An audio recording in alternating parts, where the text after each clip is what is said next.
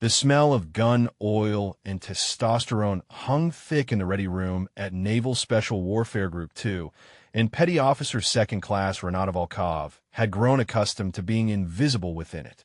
She sat in the corner near the equipment cages, methodically running a boar snake through the barrel of her 13 Malawian Quachas rifle, while 8 men gathered around the planning table as though she did not exist. Before we continue with this story, drop a comment and let us know what state or country you are watching from tonight. Maybe you have seen someone in your own community who was dismissed or overlooked, only to prove everyone wrong when it mattered most. Chief Petty Officer Brennan Dougal stood at the head of the table, his thick finger tracing routes on a satellite image of an urban district that looked like every other bombed-out hellhole Renata had seen in her 6 years of service. His voice carried the authority of a man who had never once questioned whether he belonged in any room he entered. "All right," Dougal said, slapping the table for emphasis. "Primary target is Kareem Basser, mid-level facilitator, but intel says he has locations on 3 high-value individuals we have been hunting for 8 months. We grab him, we squeeze him, we get those locations. Simple extraction." Renata watched the men nod. She watched Lieutenant Commander Yancey Harwood study the imagery with the quiet intensity of a team leader calculating every variable. She watched Petty Officer First Class Tobias Fincher, the team's designated marksman, adjust his position to get a better view of the map. Not once did any of them glance in her direction. She had been attached to this team 72 hours ago. A support assignment, they called it. Additional sniper capability for a high-priority operation. The paperwork said she was there to provide overwatch and precision fire support. The reality, as Dougal had made clear within minutes of her arrival, was that she was a babysitter sent by officers who did not trust his team to handle their own business. "Insertion is at 0230, Dougal continued. "We fast rope onto the secondary school rooftop here, move through these alleyways to the target building. Finch sets up overwatch on this elevated position to the north. We breach, grab Basser, and extract via vehicle convoy staged 3 blocks east." Renata's eyes moved across the satellite imagery from her distant vantage point. She could see the angles Dougal was describing. She could also see the angles he was not describing. 3 buildings with clear sight lines into the proposed extraction route. A market square that would funnel the team through a natural choke point. An elevated highway overpass that would give any competent enemy force a perfect ambush position. She set down her cleaning kit and stood. The movement drew exactly 0 attention from the men at the table. "Chief," she said, her voice cutting through the tactical discussion like a stone dropped into still water. Dougal did not turn around. He kept his finger on the map and continued speaking to Harwood about contingency extraction points. "Chief Dougal," Renata said again, louder this time. The room went quiet. Dougal turned slowly, his expression carrying the particular weariness of a man being interrupted by someone he considered irrelevant. "What is it, Volkov?" he said. Her name sounded like an inconvenience in his mouth. "The extraction route," Renata said, stepping closer to the table. She pointed toward the imagery. "Those 3 buildings on the south side of the market square. They have direct sight lines into your convoy path. And that overpass creates a perfect kill box if anyone is waiting for you on the east side." Dougal stared at her for a long moment. The other men shifted uncomfortably, their eyes moving between their chief and the woman who had dared to critique his planning. "Volkov," Dougal said slowly, "we have been running operations in this region for 3 years. I have personally led 14 missions through that district. I think I know what the threat picture looks like. I am just saying that if we adjusted the extraction route to move north through the residential blocks instead of east through the market, we would eliminate those sightline problems and give ourselves better cover options if things go sideways." Dougal exchanged a glance with Harwood. The lieutenant commander's face remained neutral, but he did not speak in Renata's defense. "Appreciate the input," Dougal said, turning back to the map. "But we have planned this operation based on current intelligence and years of operational experience. Not based on what some support attachment thinks," she sees from across the room. The dismissal landed like a physical blow, though Renata did not allow her expression to change. She had felt dismissals like this before.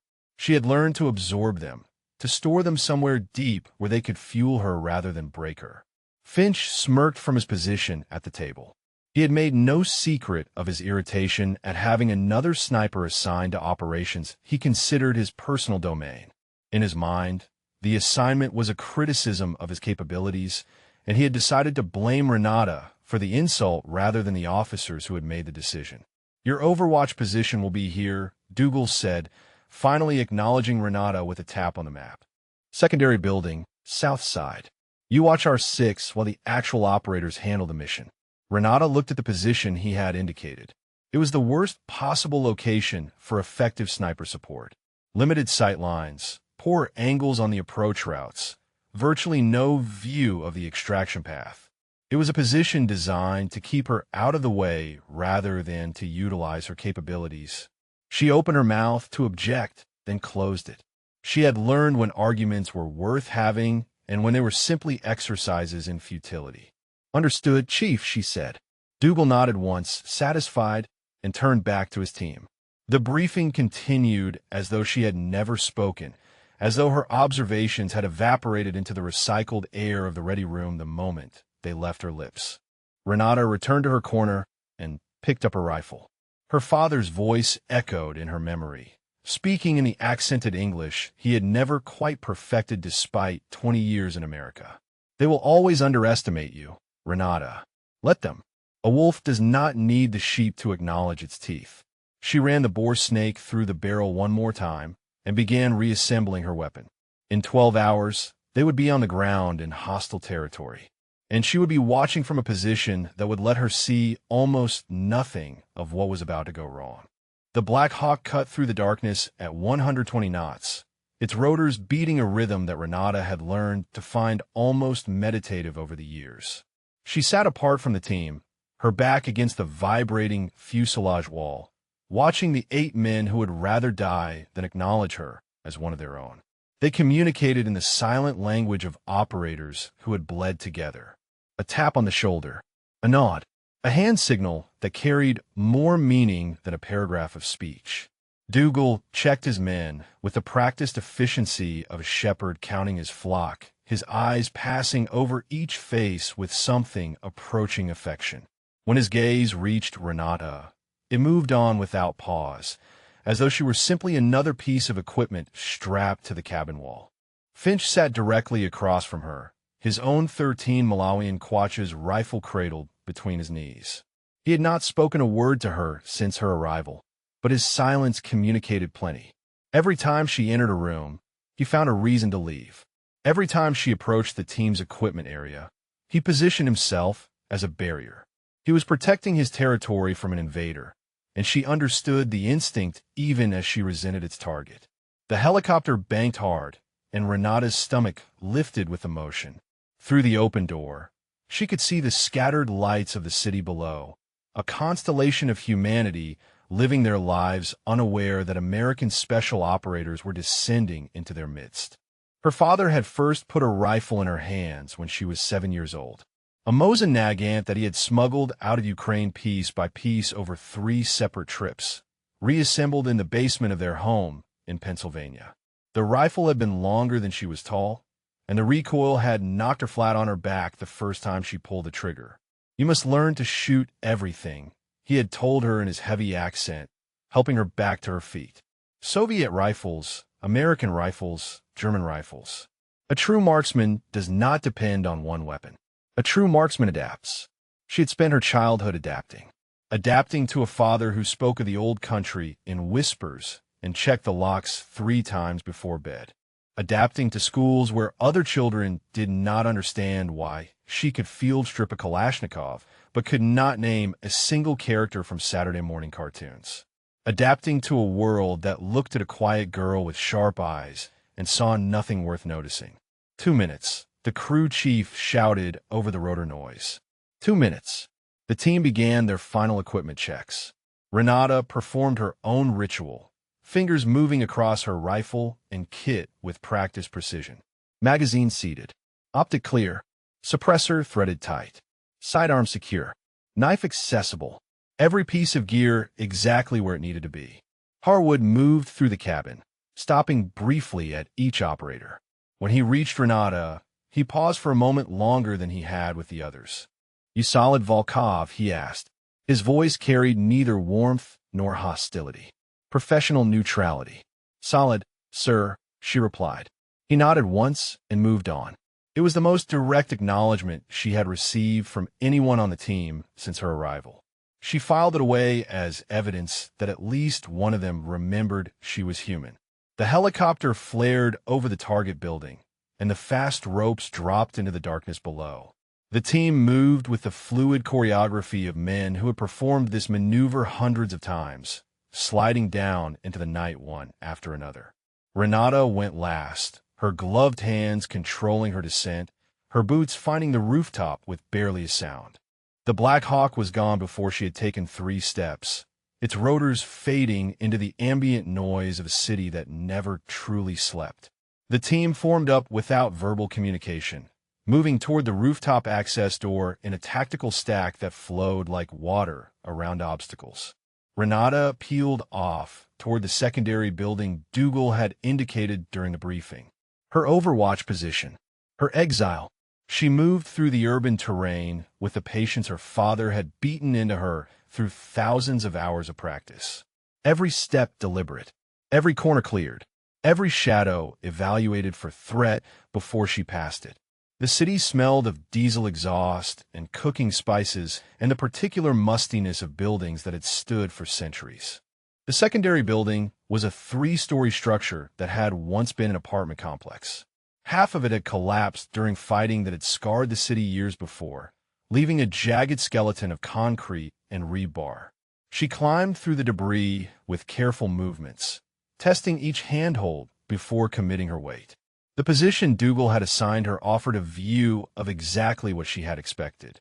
Almost nothing. She could see a narrow slice of the alleyway the team would use for approach, a corner of the target building, and a whole lot of crumbling wall. If anything went wrong during the operation, she would be worse than useless. She would be blind. Renata settled into the position anyway, shouldering her rifle and scanning what little she could see.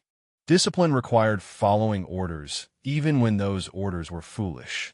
Her father had taught her that too. Obey the command, but keep your eyes open. Opportunities favor the prepared. She activated her radio. Overwatch in position, she reported. Limited visibility on primary approach. No sight line on extraction route. Copy, Dougal's voice came back. Maintain position. Through her scope, she watched the team's shadows flicker across the narrow alley. They moved well, she had to admit. Whatever their feelings about her, they were professionals who had earned their tridents through blood and suffering. Dougal might be an arrogant man, but he was not an incompetent one. The problem was not competence. The problem was assumption. They assumed that their experience made them immune to surprise. They assumed that their planning had accounted for every variable. They assumed that a support attachment with sharp eyes could not possibly see something they had missed. Renata shifted her position slightly, trying to expand her field of view. Through a gap in the collapsed wall, she caught movement on the elevated highway overpass she had pointed out during the briefing. A shadow that should not have been there. A shape that resolved, through her magnified optic, into a man with a rifle. Then another, and another. Her blood went cold. Bravo 1, she transmitted, keeping her voice level despite the adrenaline flooding her system. I have eyes on multiple armed individuals on the highway overpass. Elevated position east. They are setting up overlapping fields of fire on your extraction route. The radio crackled with silence for a long moment. Volkov, Dougal's voice came back, tight with irritation. We have already cleared that sector. Maintain radio discipline and hold your position. Chief, I'm looking at them right now. At least 6 shooters. They are waiting for you. I said maintain radio discipline. Bravo went out. The transmission ended, and Renata was left alone with the knowledge of what was coming and no way to stop it. Renata forced herself to breathe. In through the nose, out through the mouth. The same rhythm her father had taught her to use when a world narrowed to the space between heartbeats and the pressure of a trigger against her finger. She counted the figures on the overpass again. 6 had become 8. 8 became 11. They moved with the discipline of men who had done this before, spacing themselves along the elevated roadway in positions that would create interlocking fields of fire on the street below. The extraction route ran directly through their kill zone. Through her scope, she watched one of them set up a PKM machine gun on a bipod. Another positioned what looked like an RPG launcher against the concrete barrier.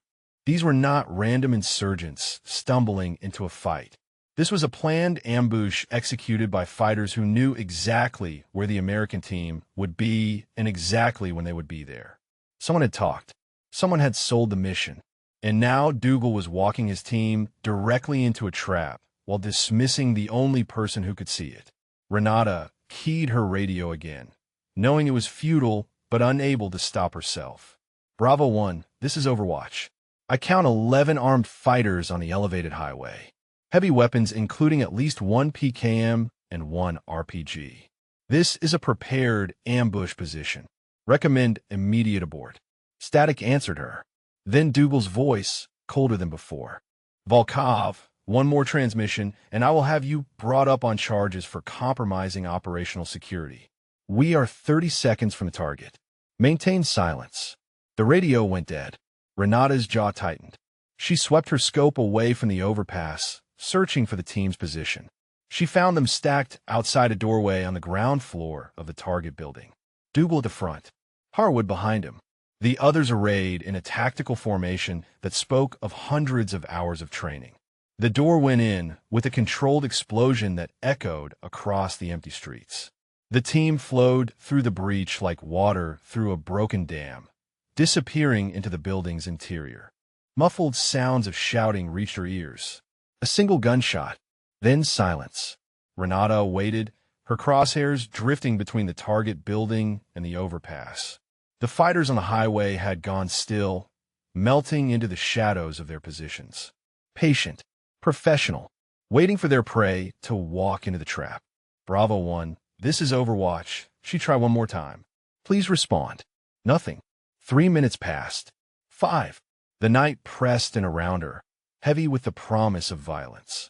She could feel it building like static electricity before a storm, that particular tension that preceded the moment when everything went wrong. Movement at the target building's entrance. The team emerged in tactical formation, a hooded figure in their midst. The target, Karim Basser, if the intelligence was accurate. They had him. The mission was complete. All they had to do was survive the extraction. Renata watched them move into the alley, heading east toward the vehicle convoy, heading directly toward the market square, heading straight into the kill zone she had identified and they had ignored. She made a decision. Abandoning her assigned position meant disobeying a direct order. It meant confirming every negative assumption Dougal had made about her. It meant potentially ending her career if she was wrong. But she was not wrong. She had seen the ambush with her own eyes, and she would not sit in a useless hole while good men walked into a slaughter. Renata gathered her rifle and began moving.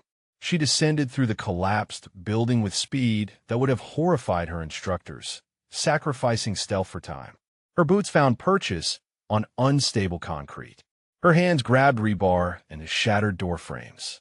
A piece of debris shifted under her weight, and she rode the small avalanche down half a story before catching herself on a protruding beam. The streets were empty at this hour, the residents having long ago learned that nothing good happened after midnight in this part of the city.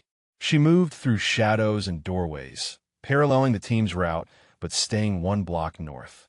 If she could get ahead of them, if she could reach the market square before they did, maybe she could do something. Her radio crackled. Bravo team, this is Warhorse. Extraction vehicles are staged and ready. Confirm your position. Bravo 1 here, Dougal responded. We have the package. 3 blocks out from extraction point. Moving through the market square now. Renata pushed harder, her lungs burning with the effort of running in full kit. She could hear the team's footsteps echoing off the buildings ahead. She could hear the silence from the overpass that meant the ambush was about to spring. She rounded a corner and found herself at the edge of the market square. Empty stalls and abandoned carts cast long shadows in the dim light. The team was 50 meters ahead, moving through the center of the open space. Exposed. Vulnerable. On the overpass above, she saw movement. A man lifting the RPG to his shoulder. Renata dropped to one knee, shouldered her rifle, and found the target in her scope. The range was 200 meters, slightly uphill, with a crosswind she estimated at 5 miles per hour. She made the adjustments without conscious thought, her fingers moving through calculations that had become as natural as breathing. She pressed her radio transmit button with her left hand while her right found the trigger.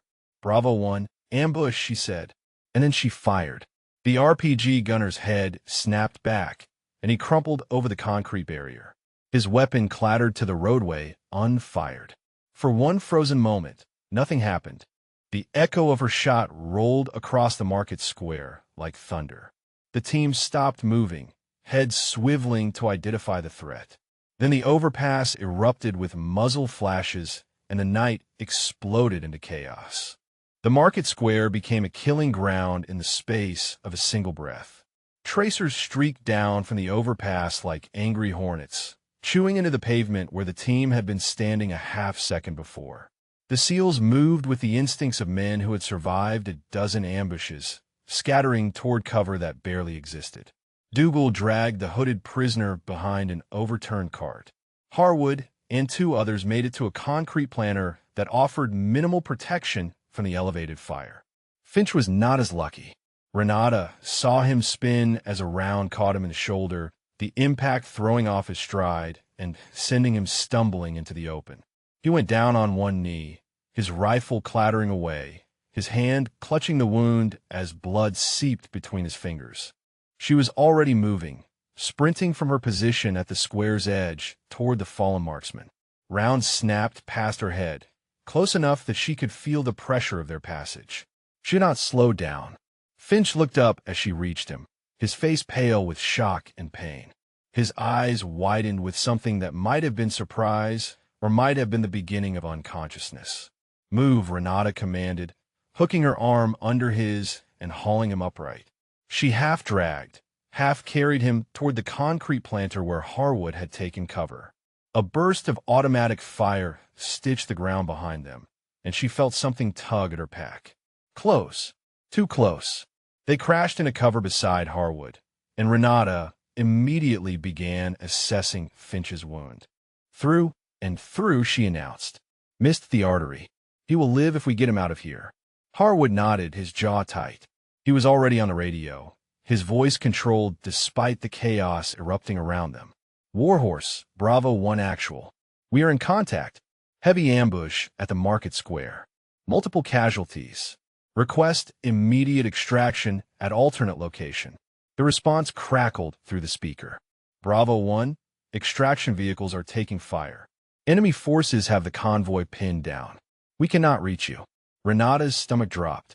No vehículos, man. No extracción. No extraction meant they were trapped in a kill zone with dwindling ammunition and a wounded man who could not fight. Across the square, she could see Dougal returning fire from behind the cart. His shots were controlled, methodical, but he was fighting an enemy that held the high ground and outnumbered them significantly. 2 other team members had found cover behind a low wall, their rifles barking in short bursts that did little to suppress the volume of fire raining down. How many? Harwood demanded. Renata had counted them before. She counted them again now, her eyes scanning the overpass through the chaos. 11 on the highway, she said, but there are more coming from the south. I can see movement in the buildings. They are trying to flank us. As if to confirm her words, new muzzle flashes erupted from a building on the southern edge of the square. The team was now taking fire from 2 directions, and their cover was rapidly becoming inadequate. Dougal's voice came over the radio, tight with fury and something that might have been fear. We need to move. This position is untenable. Move where? Someone responded. They have got us boxed in. Renata studied the terrain with the calculating eye of a marksman who had spent her life finding angles others missed. The northern approach was still clear.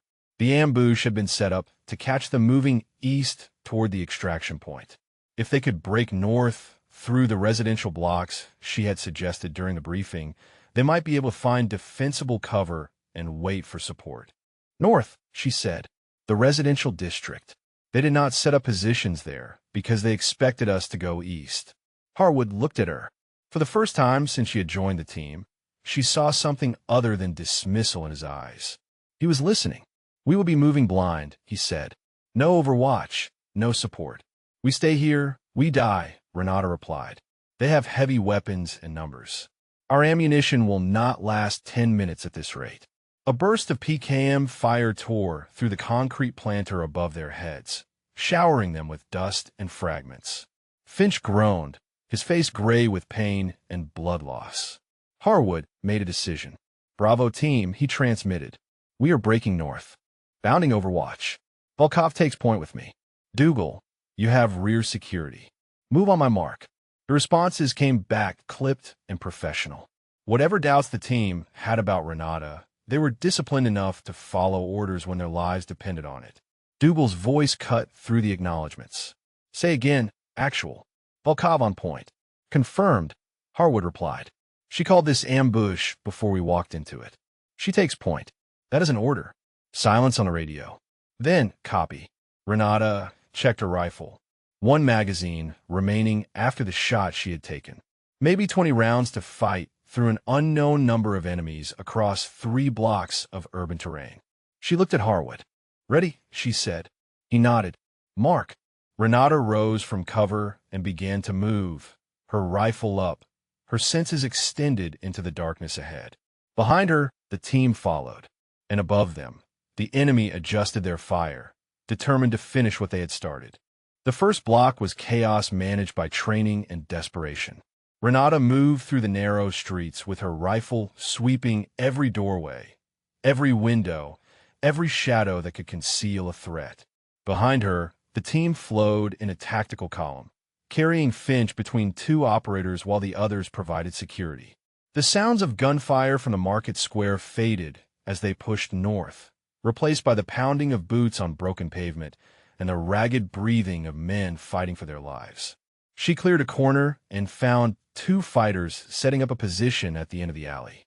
They were still arranging their ammunition when her first round took the lead man in the chest. The second tried to bring his rifle up, but she had already shifted her aim.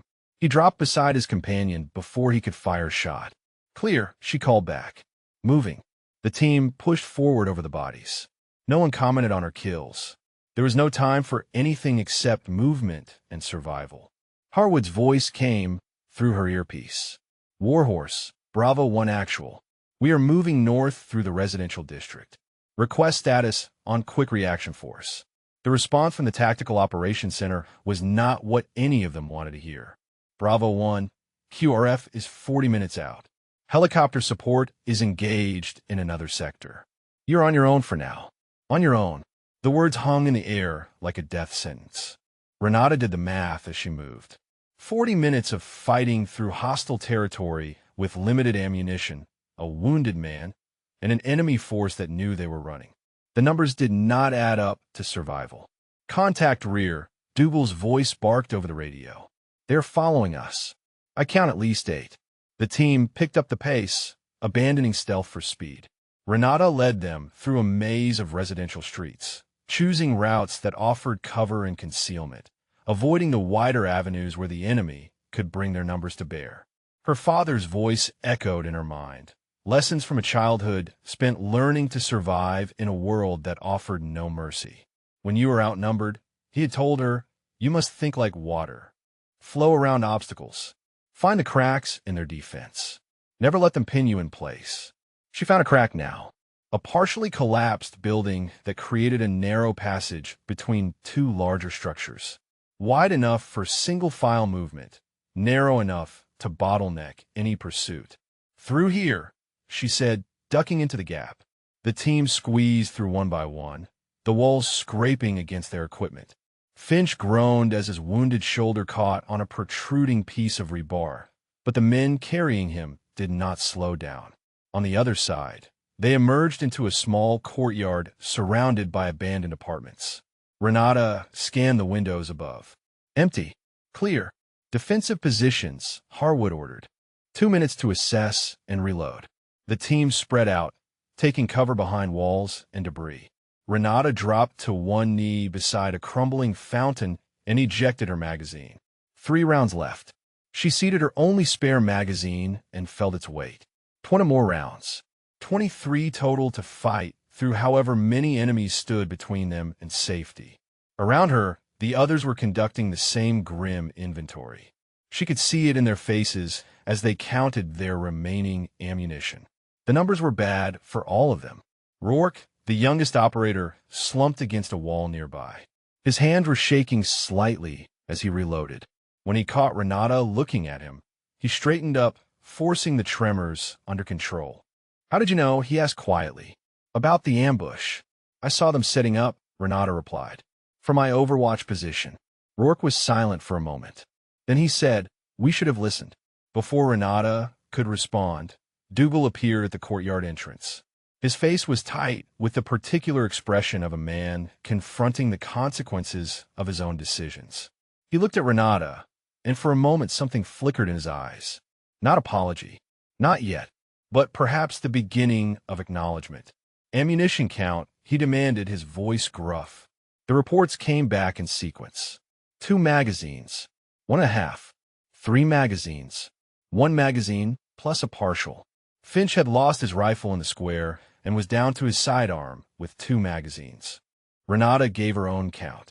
1 magazine. 20 rounds. Dougal absorbed the information.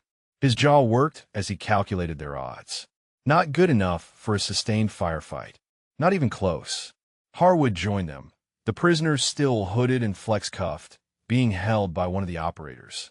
"We cannot shoot our way out," he said. "We do not have the ammunition." "So what do we do?" Rourke asked. "Just wait here to die." The question hung in the air. Renata looked at the buildings surrounding them, at the windows and rooftops and the narrow streets leading out of the courtyard. She thought about her father's lessons, about water finding cracks, about adapting to whatever weapon was available. An idea began to form. Insane, desperate, possibly suicidal. But the only alternative was certain death.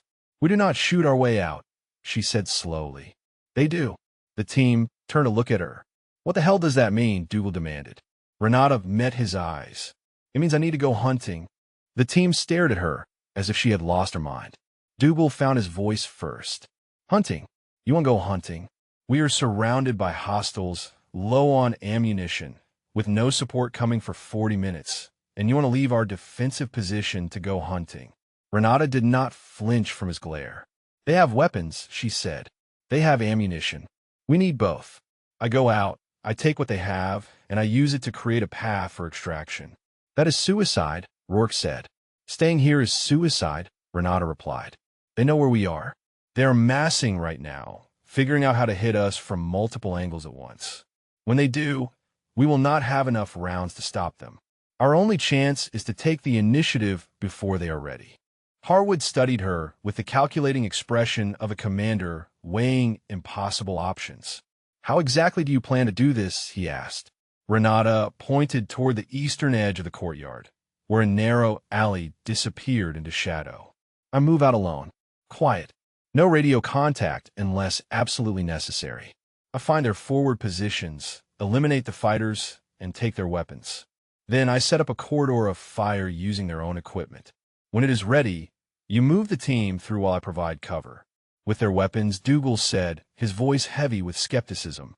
Renata met his eyes. "My father was a Soviet marksman who defected during the Cold War. He taught me to shoot before I could ride a bicycle. Kalashnikovs, Dragunovs, PKMs, Makarovs.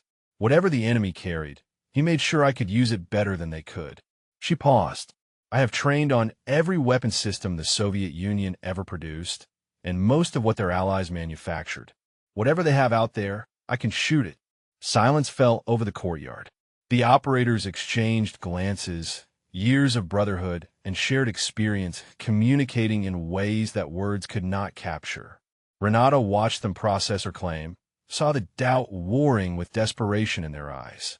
Harwood broke the silence. "You will be alone out there. No support. No backup. I know. If you get pinned down, we cannot come for you. We do not have the ammunition to mount a rescue. I know, she said again. Dougal stepped forward. His face had shifted, the rigid contempt softening into something more complex. This is insane, he said. You know that. Yes. He held her gaze for a long moment. Then he reached down to his thigh holster and drew his sidearm. Take this, he said, holding it out to her. You might need the extra rounds. Renata looked at the offered weapon. It was more than a pistol. It was an acknowledgement. Small, grudging but real. She took it and secured it in her belt. Thank you, Chief. Do not thank me yet, Dougal replied. Thank me when we get out of here alive. Renata moved to the edge of the courtyard, pausing at the mouth of the alley. She looked back at the team one last time. Finch was propped against a wall, his face gray but his eyes alert. Rourke clutched his rifle with white-knuckled hands. Harwood stood in the center of the courtyard, the weight of command visible in every line of his body. When you hear sustained fire from the east, she said, be ready to move. I will radio the route when the corridor is clear. Harwood nodded. Good hunting, Volkov. She slipped into the alley and let the darkness swallow her.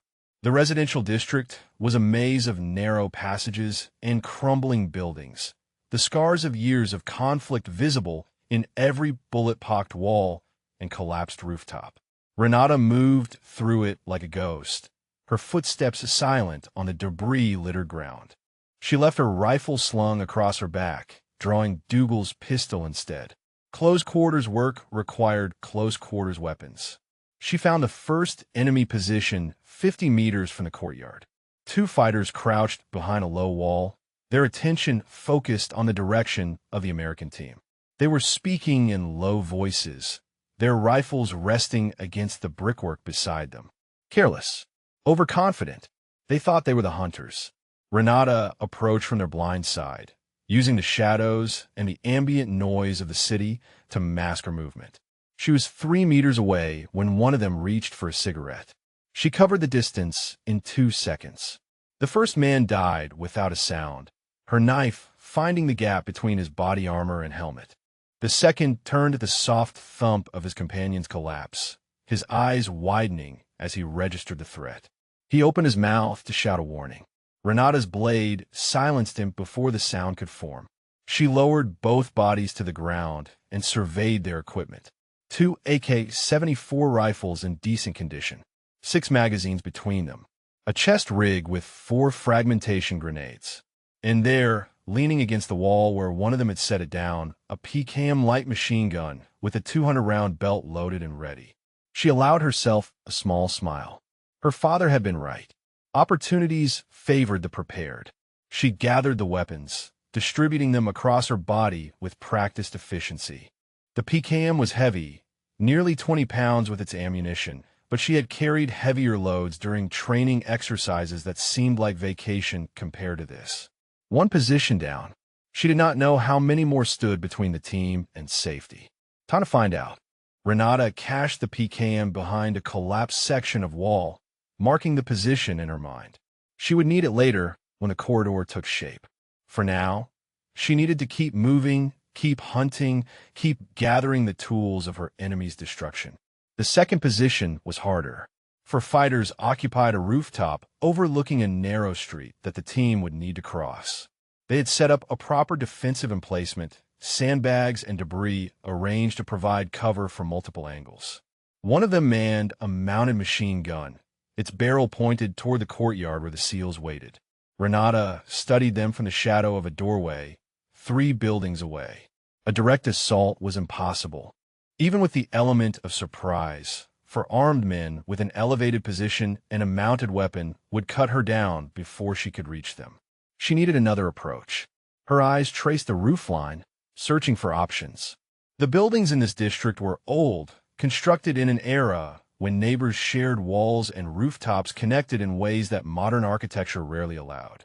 She identified a possible route: a climb up a drainage pipe to a second-story window, a traverse across a crumbling balcony, a short jump to the adjacent roof. From there, she could approach the enemy position from behind. Risky. One wrong step, one loose piece of masonry, and she would alert them to her presence. But risk was all she had left. She began to climb. The drainage pipe groaned under her weight, but held. The balcony shifted beneath her feet, decades of neglect having weakened its supports.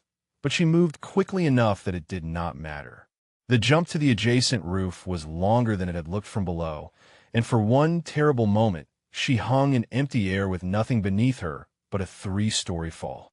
Her fingers caught the edge. Her arms screamed as she pulled herself up, and then she was on the roof, prone against the concrete, invisible in the darkness. The enemy position was 20 meters ahead. She drew her knife and began to crawl.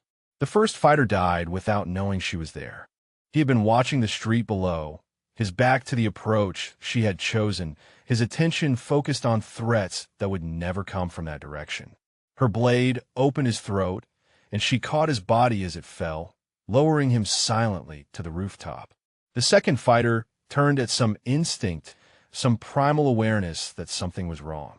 He saw her rising from behind his dead companion, saw the knife in her hand, saw death coming for him in the form of a woman he had been told did not belong on a battlefield. He reached for his rifle. She reached him first. The third and fourth fighters heard the struggle. They spun from their positions, weapons coming up, shouts of alarm forming in their throats. Renata grabbed the dead man's AK and fired from the hip, 2 bursts that dropped them both before they could bring their own weapons to bear. The noise would draw attention. She had seconds at most before reinforcements arrived. She moved through the position with brutal efficiency, stripping weapons and ammunition from the bodies. 2 more AK-74s, 8 magazines, a Dragunov sniper rifle that made her heart sing when she picked it up. Her father had taught her on a rifle, just like this one, spending countless hours drilling her on its quirks and capabilities until she could shoot the wings off a fly at 500 meters. She cached the weapons at the edge of the rooftop, positioning them where she could access them quickly. Then she grabbed the mounted machine gun, a DSHK heavy machine gun that fired rounds the size of her thumb, and began the awkward process of repositioning it to face the direction the enemy would come from. A shout echoed from the street below. Then another. They had heard the gunfire. They were coming. Renata settled behind the DSHK and waited.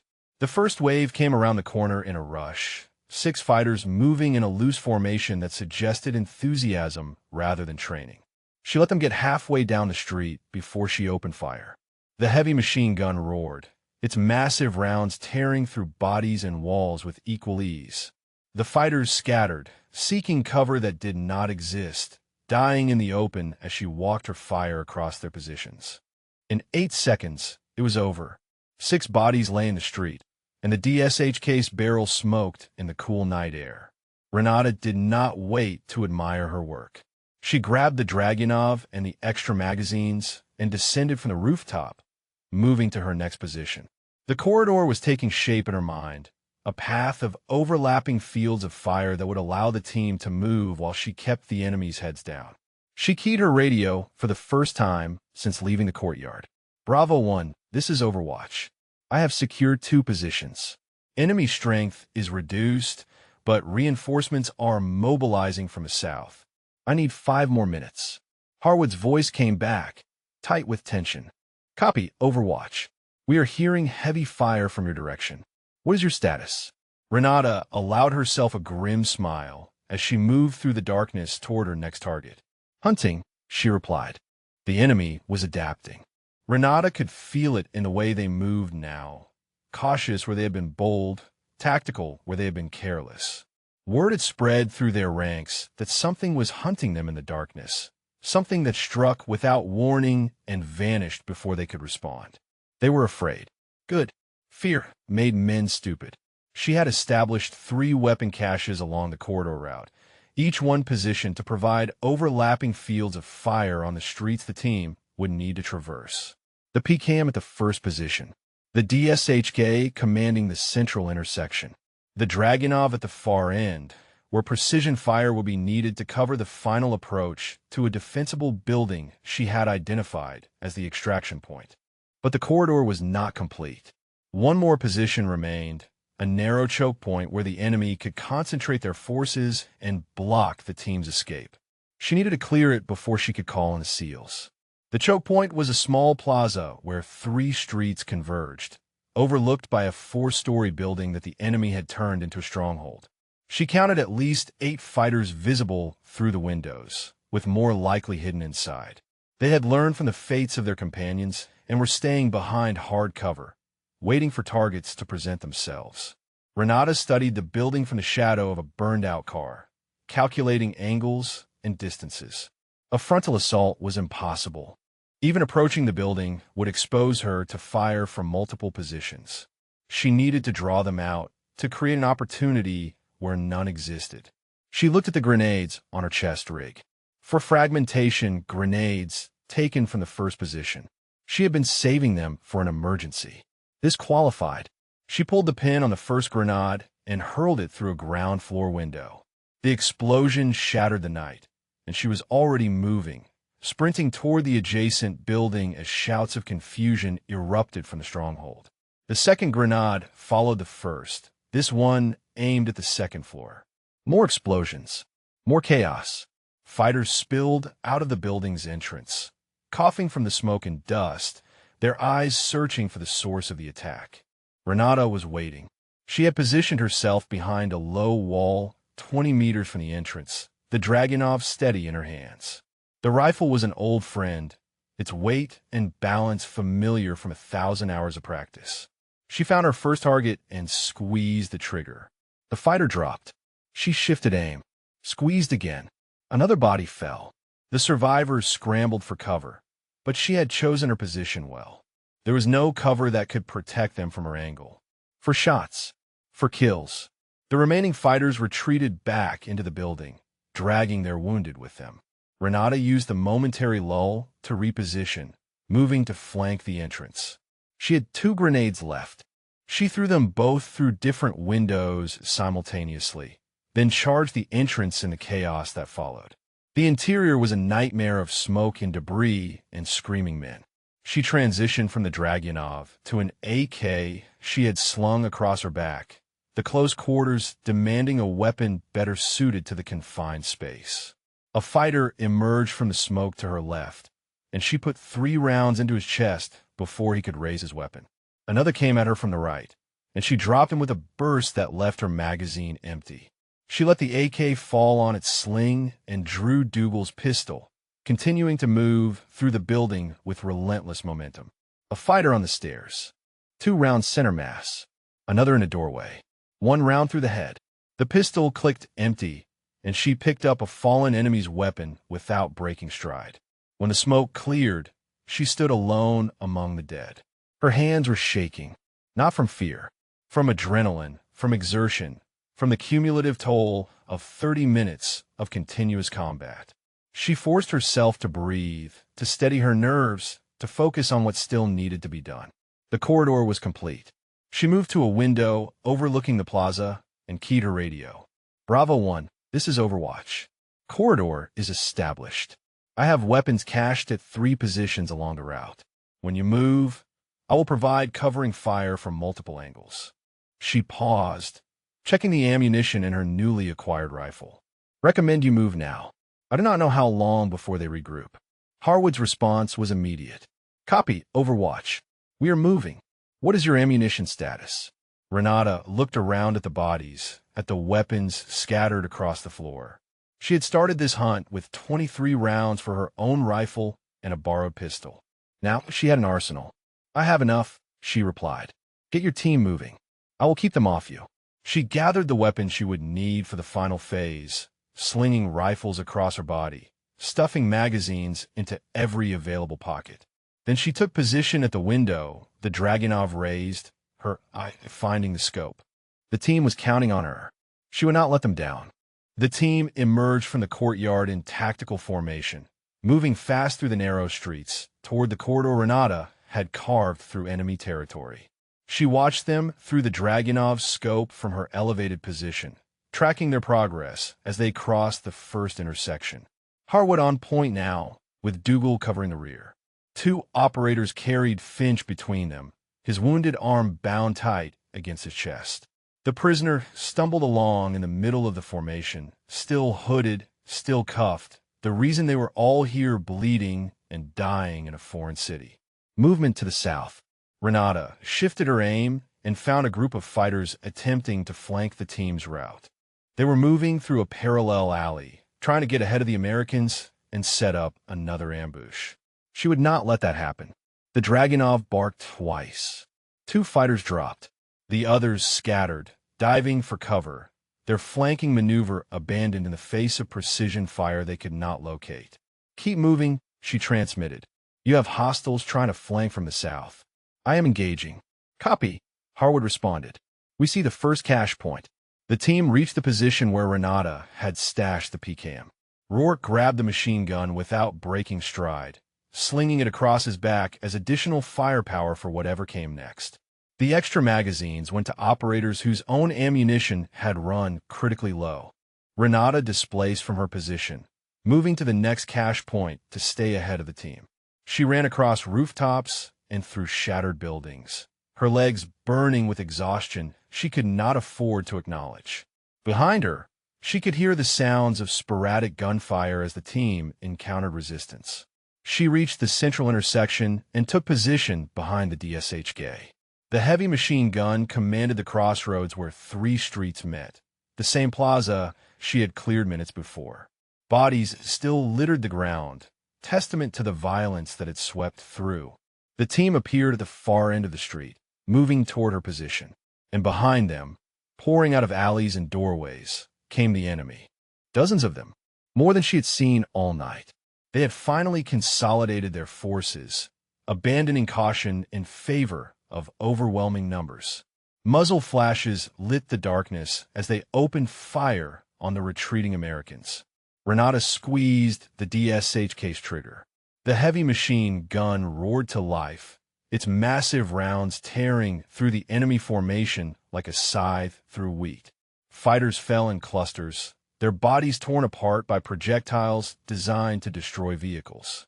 The advance faltered, then stopped, then reversed as the survivors fled from the devastating fire. "Go!" Renata shouted in her radio. "Move through the intersection now." The team sprinted across the open ground while she kept the enemy's heads down.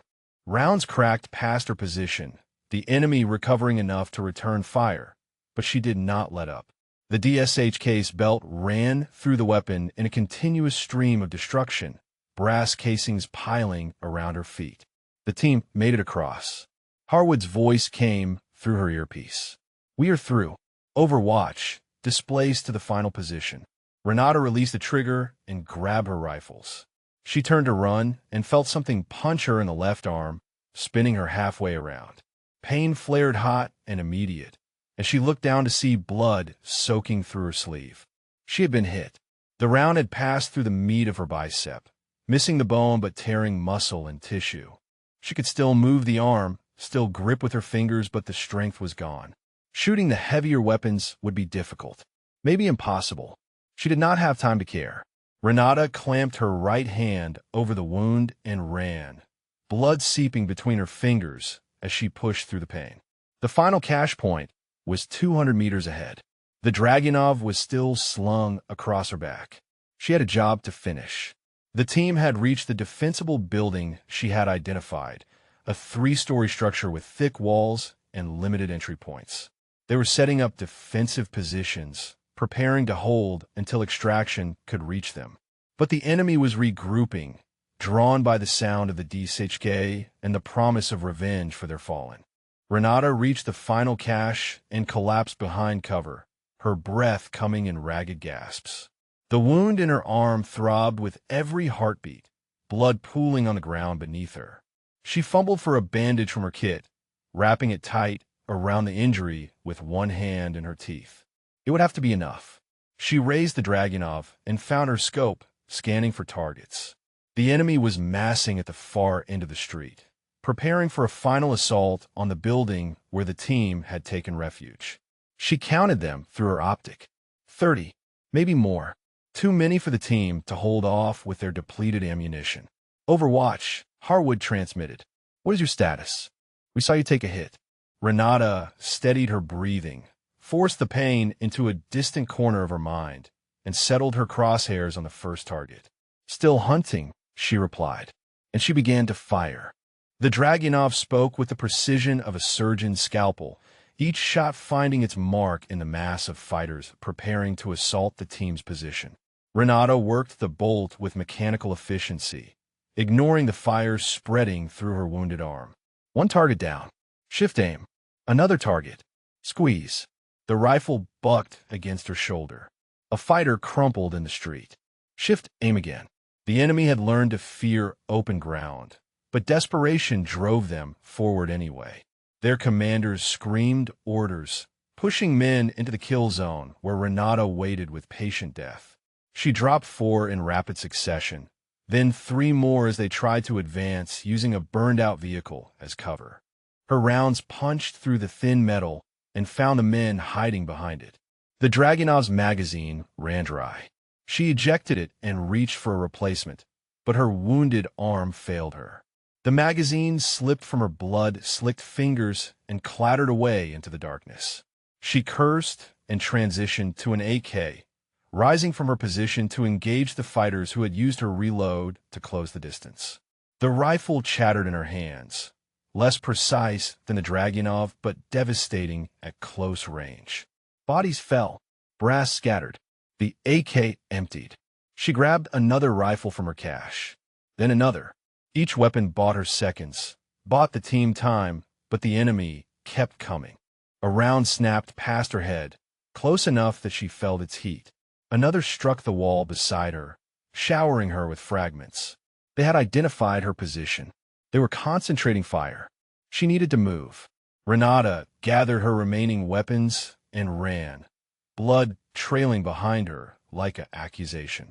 She made it 30 meters before her legs buckled, exhaustion and blood loss conspiring to drag her down. She crashed into a doorway and lay there gasping, her vision swimming at the edges. "Get up," she told herself. "Get up. They need you." She forced herself to her knees, then to her feet. The building where the team had taken refuge was 50 meters ahead. She could see muzzle flashes from the windows as the SEALs engaged the encroaching enemy. They were holding, but barely. A figure appeared in the street ahead of her. Renata raised her rifle, finger tightening on the trigger. "Volkov." Dougal's voice cut through the chaos. "Hold fire." She lowered the weapon as the chief approached at a combat crouch, his rifle sweeping the shadows around them. He reached her position and immediately noticed the blood soaking her sleeve. "You were hit," he said. "I noticed," she replied. Dougal's jaw tightened. He grabbed her uninjured arm and pulled it across his shoulders, taking her weight. "We need to get you inside," he said. "Can you walk?" "I can fight." "That is not what I asked." Renata met his eyes. In the dim light, she could see something had changed in the way he looked at her. The contempt was gone, replaced by something that might have been respect, or perhaps just the pragmatic acknowledgement of a warrior recognizing another warrior. "I can walk," she said. They moved together through the street, Dougal providing cover while Renata stumbled along beside him. Fighters appeared at the corner ahead, and they engaged simultaneously, their rifles barking in coordinated bursts that dropped 3 men in as many seconds. "Contact left," Renata called, spotting movement in her peripheral vision. Dougal pivoted and fired. 2 more fighters fell. They reached the building entrance and pushed through into the relative safety of the interior. Harwood was there, directing the defense from the ground floor, while operators held positions at windows on every level. The lieutenant commander took one look at Renata's wound and called for a medic. "Get her patched up," he ordered. Then to Renata, "That was one hell of a corridor you built out there." "The job is not finished," Renata replied. "They are massing for a major push. I saw at least 30 fighters before I had to displace." Harwood nodded grimly. "QRF is still 20 minutes out. Can we hold that long?" Renata looked around at the team. Finch sat against a wall, pale but conscious, a rifle propped beside him despite his wounded shoulder. Rourke manned the PKM at a second-floor window. Other operators held positions throughout the building, their ammunition dangerously low despite the weapons she had provided. "Not from in here," she said. "They will surround us, hit us from multiple angles. We need to keep them off balance." "How?" Dougal asked. Renata looked at the chief who had dismissed her, who had ignored her warnings, who had relegated her to a useless position because he could not imagine a woman belonging in his world. Then she looked at the window, at the street beyond where the enemy gathered. "I go back out," she said. "I keep moving, keep hitting them from different positions. They cannot concentrate their assault if they do not know where the threat is coming from." Dougal shook his head. "You can barely stand. You have lost too much blood." "Then come with me," Renata said. "Watch my back while I shoot. Together we can break their momentum." The two warriors stared at each other across the space between them. A lifetime of assumptions and prejudices hung in the air, balanced against the undeniable reality of what Renata had already accomplished. Dougal reached down and picked up an AK from the pile of captured weapons. "Let's go hunting," he said. They moved through the darkness as a single unit, two warriors who had found common ground in the crucible of combat. Dougal took point, his movements economical and precise, clearing corners with the efficiency of a man who had spent 2 decades perfecting the art of war. Renata followed close behind, her wounded arm pressed against her side, her remaining rifle held steady in her right hand. The pain had faded to a distant throb, pushed aside by adrenaline and sheer force of will. The enemy had spread out around the building, establishing positions that would allow them to assault from multiple directions simultaneously.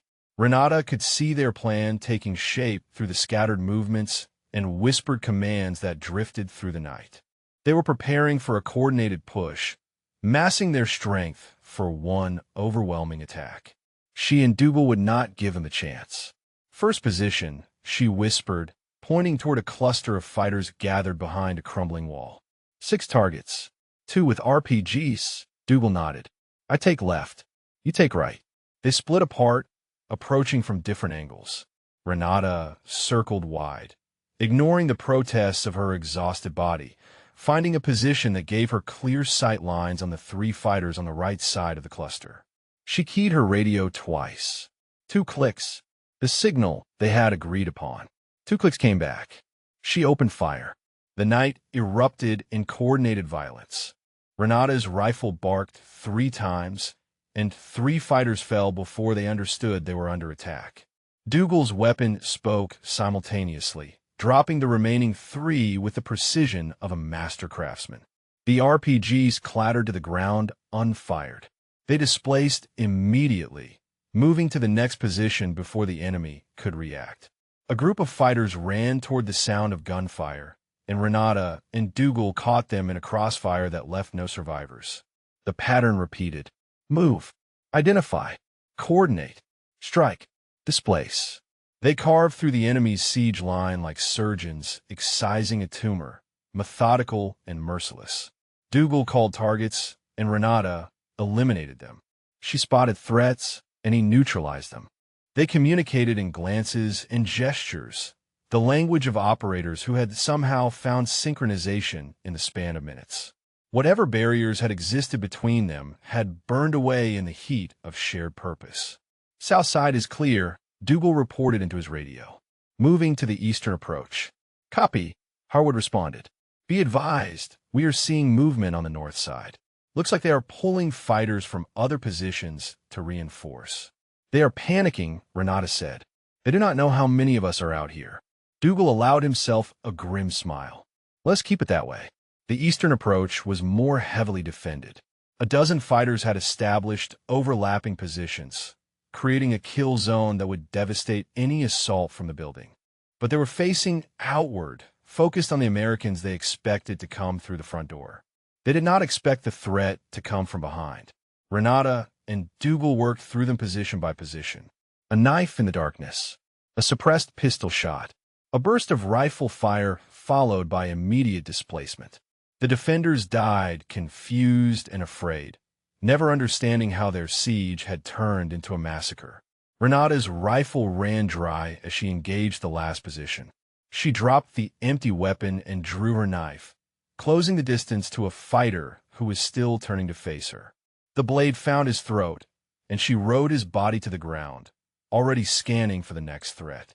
There were no more threats. The eastern approach was clear. She knelt in the blood-soaked street, her chest heaving, her wounded arm screaming, her body running on nothing but determination. Dougal appeared beside her, his hand on her shoulder. "You good?" he asked. "Never better," she lied. A burst of gunfire erupted from the north. Harwood's voice came over the radio, tight with urgency. "They are pushing the north side. All remaining fighters." "This is it." Renata forced herself to her feet. The north side was the last barrier between the enemy and the team. If it fell, everything she had done would mean nothing. She looked at Dougal. "One more push," she said. He nodded and handed her a fresh magazine from his vest. "Together," he replied. They ran toward the sound of battle, two warriors united by blood and fire and the unshakable conviction that their brothers would not die tonight. The north side was chaos when they arrived, muzzle flashes strobing in the darkness, the roar of weapons drowning out everything else. Renata found a position and began a fire.